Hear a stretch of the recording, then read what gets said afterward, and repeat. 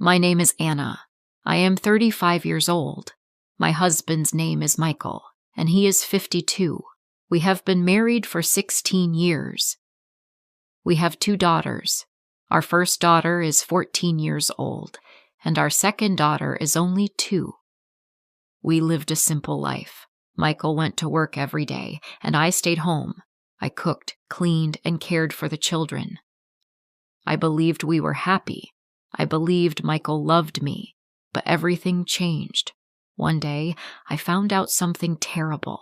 Michael had a girlfriend. When I first heard it, I refused to believe it. I thought, not my husband, not Michael. We have been together for so many years.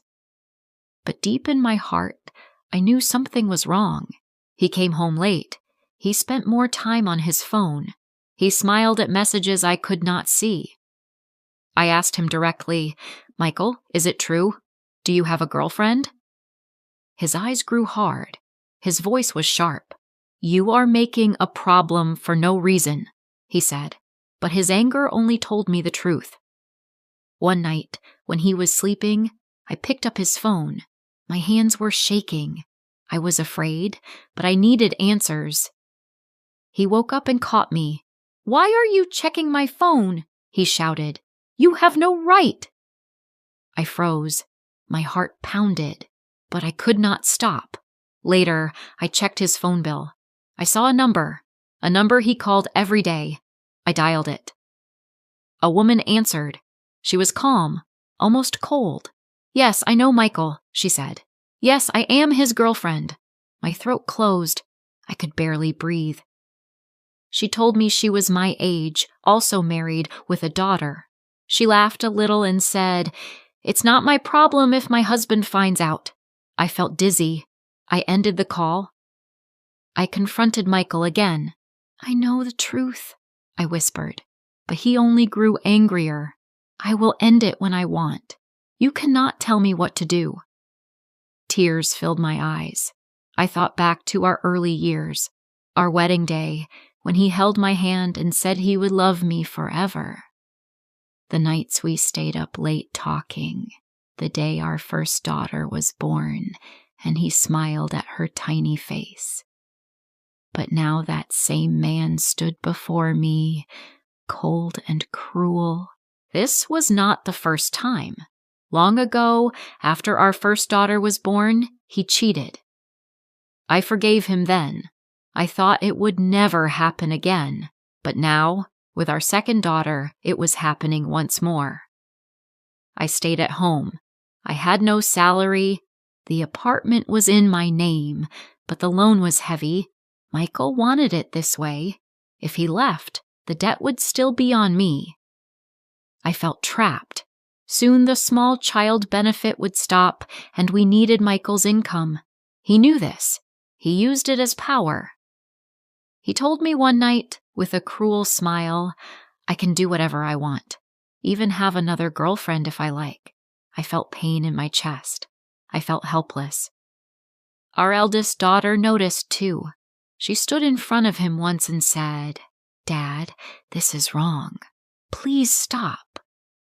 But Michael shouted at her, using harsh words no father should say. She ran to her room crying.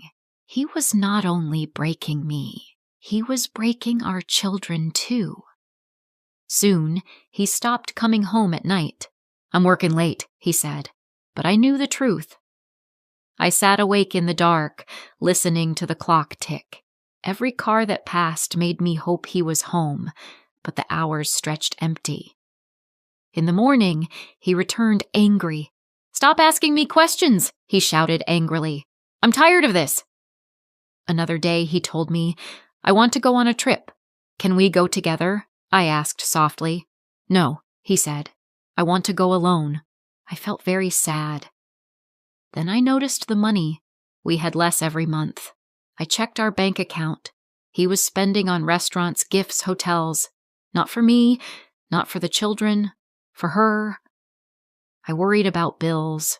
I worried about food. He did not care. He only cared about his girlfriend. Stress ate me alive. I could not sleep. I could not eat. I felt weak. My doctor said, "You need rest." But how could I rest? My husband was destroying my family. Our eldest daughter grew quiet. She no longer laughed with her friends.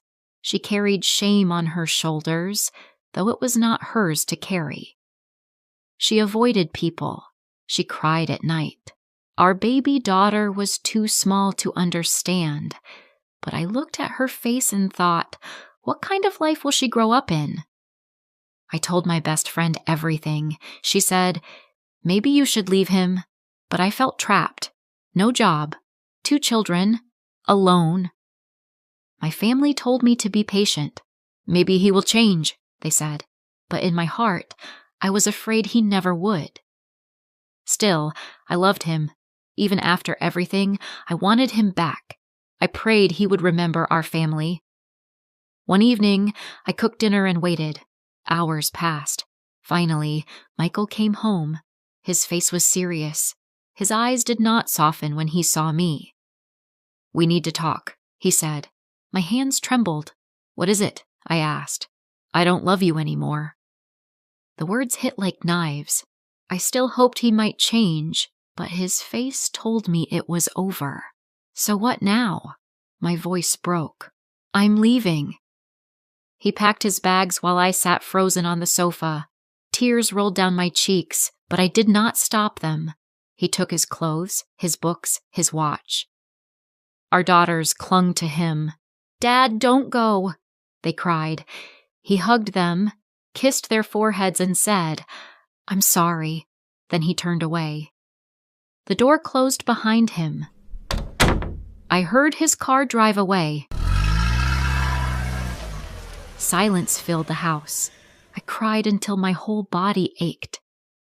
The next morning, his side of the bed was empty. I pretended to smile for my children, but inside I was shattered.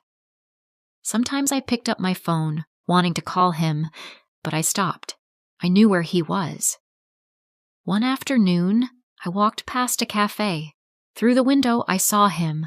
Michael. He was sitting with her. She was beautiful.